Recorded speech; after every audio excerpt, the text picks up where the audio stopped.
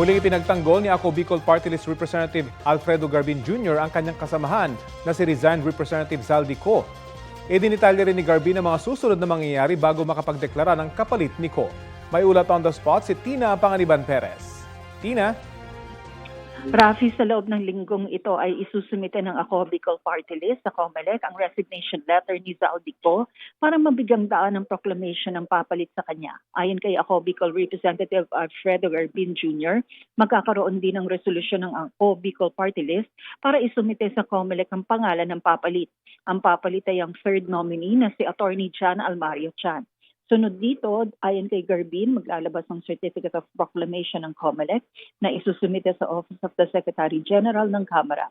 Apektado rin ng resignation ni Co ang leadership ng PCFI o Party List Coalition Foundation Inc.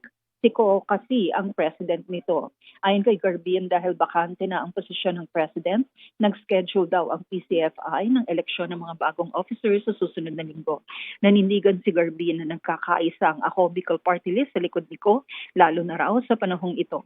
Nanawagan si Garbin sa publiko na bigyan ng due process si Co para masagot ang mga alegasyon laban sa kanya. Nang tanungin kung paano mabibigay ang due process, gayong wala naman sa bansa si Co, sabi ni Garbin, nagpahayag na si Co ng intensyong bumalik sa bansa. Wala pa naman anyang mga reklamong isinampa laban kay Co at puro alegasyon pa lang anya sa ngayon. Aminado si Garbin na apektado ang serbisyong ibinibigay ng Ako Bicol sa publiko dahil nakatenga raw ang kanilang mga proyekto. Idiniin niyang di naman yun dumaraan sa kongresista dahil nasa DSWD ang ayuda. Rafi?